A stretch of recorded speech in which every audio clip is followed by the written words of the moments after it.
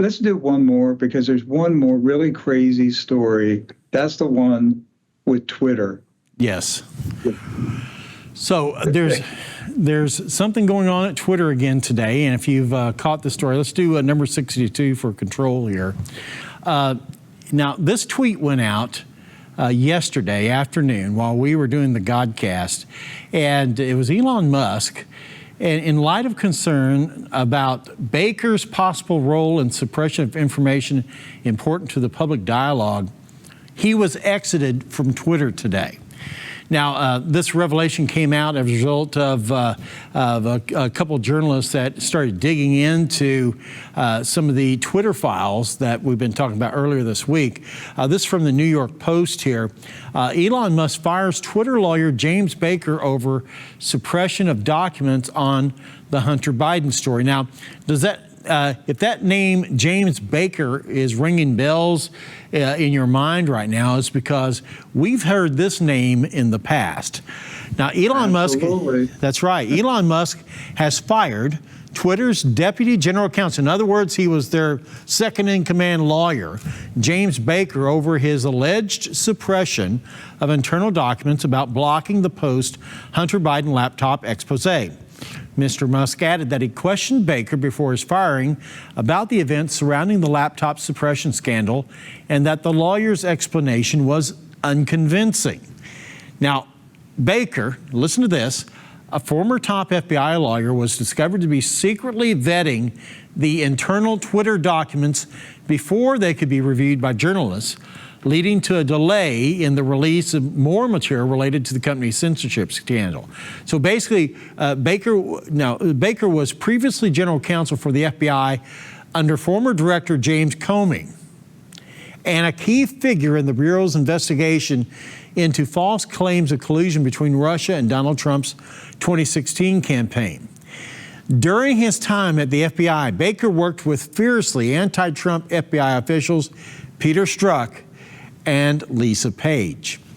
And after leaving the Bureau in 2018, Baker reportedly found himself under criminal investigation for allegedly leaking materials to reporters. Baker has stood by his conduct while at the FBI and with regard to the Russian probe. Now, on Friday, the first installment of the Twitter files was published here. We expected to publish more over the weekend. Many wondered why there was a delay. And that was from independent journalist Matt Taibbi, tweeted on Tuesday. Now, we can tell you part of the reason why. On Tuesday, Twitter Deputy General Counsel Jim Baker was fired. Among the reasons, he was vetting the first batch of Twitter files without knowledge of new management. So he made a big mistake there. The process for producing the Twitter files involved delivery to two journalists, Barry Weiss and to Mr. Taibbi, via a lawyer close to new management. However, after the initial batch, things became complicated. He added that Weiss discovered that the person in charge of releasing the files was someone named Jim. When she called to ask Jim's last name, the answer came back, Jim Baker. Taibbi added in a tweet, "My jaw hit the floor," says Weiss. Now, the reason why his jaw hit the floor is because Mr. Baker has been intimately involved in Democrat politics and with the FBI going back decades, not just recently. And Rick, there's no other way to describe it. Jim Baker was embedded in Twitter on behalf of the Democrats and the FBI. There's no other way to put it. Yep, that's it. So last Friday, Elon Musk tweeted that he was going to release the Twitter files on deplatforming people. And so there was a lot of anticipation, and then just a small amount came out over the weekend, and then some people started saying, "Man, this is a big nothing burger. There's not much to it." Well, now we know why. Well, on the surface, it didn't seem to be anything suspicious that Twitter's deputy counsel, their second highest lawyer, wanted to review the files that were being released. Well, that doesn't sound amiss. That's normal in a big corporation. What is shocking is there are two things. Mr. Baker did it without informing Elon Musk. Right. So the new owner had ordered the files to be released, and you have Mr. Baker, the lawyer, the counsel for Twitter Corporation, not obeying the new owner's command, saying, I have to go through them first. But the second thing that is shocking is that Mr. Baker worked for the FBI. That's right. And that he was deeply involved in the Russiagate fake investigation. His fingerprints are all over a lot of FBI scandals.